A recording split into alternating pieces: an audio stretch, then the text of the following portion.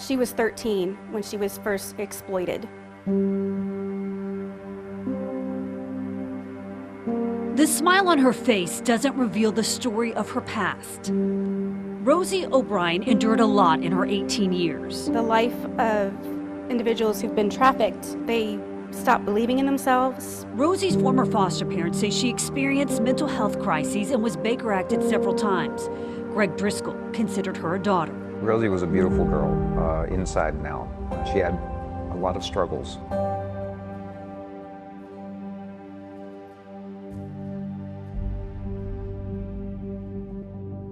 She's in the system for 16 years. The Driscolls and Balasidises were at different times Rosie's foster parents and say they cared deeply for her. Rosie had just aged out of legal custody of the Department of Children and Families, but was in the care of Renee Balasidis and her husband through extended foster care when she disappeared.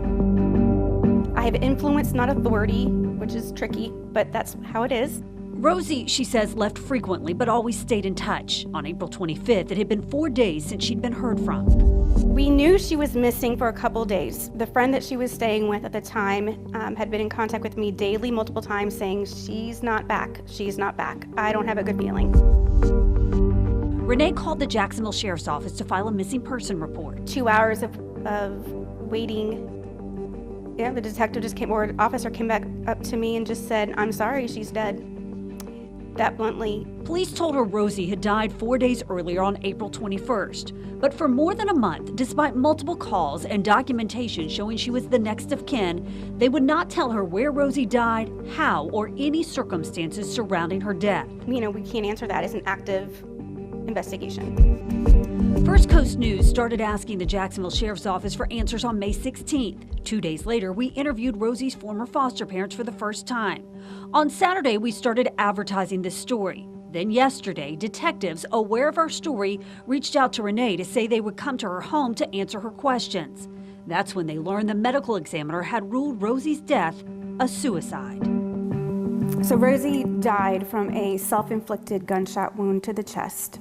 Intentional or not cannot be determined. Flat out, we don't believe it was intentional. She did not seem to be in a depressed state at all, moments before. Police told them she died at a home on Jacksonville's west side. She was on the floor, there was a gun, she had a holster attached to her, which we found a little strange. The only person police told them was there at the time was a 50-year-old convicted felon who lived in the home and was on probation. They did describe it as what it appeared to be a sugar daddy relationship. He caught her playing with this gun, walked away, went into another room, and there was a gunshot, and he returned and found that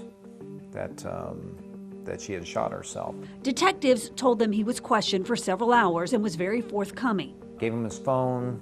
They were looking at all the messaging back and forth between himself and Rosie. They searched the house and didn't find anything. They still have some unanswered questions, including how did the drugs toxicology test showed Rosie had in her system, like cocaine, end up there? Because her drugs of choice weren't the ones that were found in her. Who gave her a gun?